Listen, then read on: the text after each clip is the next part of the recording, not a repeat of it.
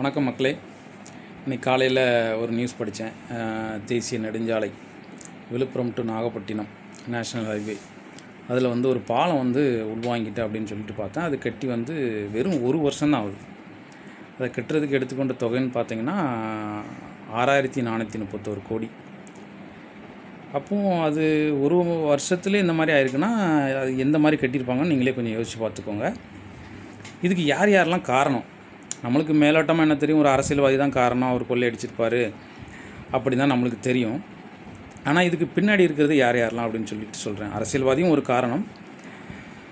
இப்போ என்ன பண்ணுறாங்கன்னா, ஒரு பாலத்தையோ இல்லைனா அரசு கட்டுமானத்தில் ஏதாவது ஒன்றும் ஃபஸ்ட்டு என்ன பண்ணுவாங்கன்னா டெண்டர் விடுவாங்க. டெண்டர்னால் என்னதுன்னா, யார் குறைஞ்ச விலையில் இதை கட்டி முடித்து தருவாங்க அப்படிங்கிற ஆப்ஷனுக்கு விளம்பரம் கொடுப்பாங்க. அதில் நிறைய கான்ட்ராக்டர் போடுவாங்க. அதில் ஒரு சிலவங்க குறைவாக கோட் பண்ணியிருப்பாங்க. அதை நம்ம அரசியல்வாதிகளும் அரசு அதிகாரிகளும் சூஸ் பண்ணுவாங்க.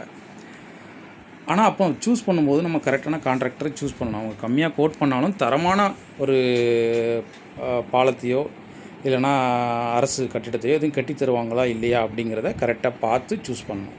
அதில் முதல் தவறு நடக்குது. சரி, இப்போது 2வது கான்ட்ராக்டர் கட்ட ஆரம்பிக்கிறாரு.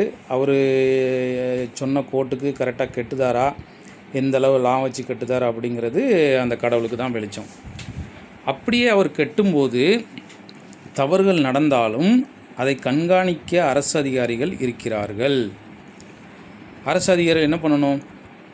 அவங்க கட்டுறது சரியா இல்லையா, தரமாக இருக்கா இல்லையா அப்படிங்கிறத பார்க்குறதுக்கு அசிஸ்டண்ட் இன்ஜினியர், எக்ஸிக்யூட்டிவ் இன்ஜினியர், அதுக்கப்புறம் பார்த்திங்கன்னா சூப்பர்வைசர்ஸ், அந்த மாதிரி நிறைய அரசு அதிகாரிகள் இருக்காங்க. அவங்க பார்த்து அப்ரூவல் கொடுக்கணும். ஒவ்வொரு டைமும் அப்ரூவல் கொடுத்த பிறகு தான் அந்த ப்ராசஸ் நடந்துக்கிட்டே இருக்கும். ஸோ இந்த அரசு அதிகாரிகள் மூலமும் தவறு நடக்குது.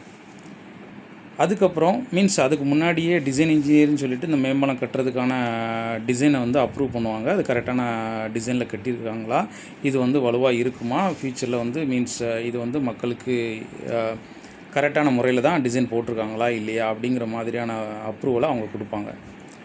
இப்போது இதை கட்டி முடித்ததுக்கப்புறம் மெயின்டெனன்ஸ் இன்ஜினியர் அப்படின்னு சொல்லிட்டு தனியாக இருக்காங்க.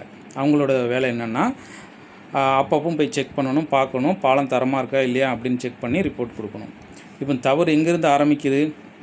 அரசியல்வாதி, அரசாங்க அதிகாரி, contractor, supervisors, executive engineers, assistant engineers, design engineers, maintenance engineers.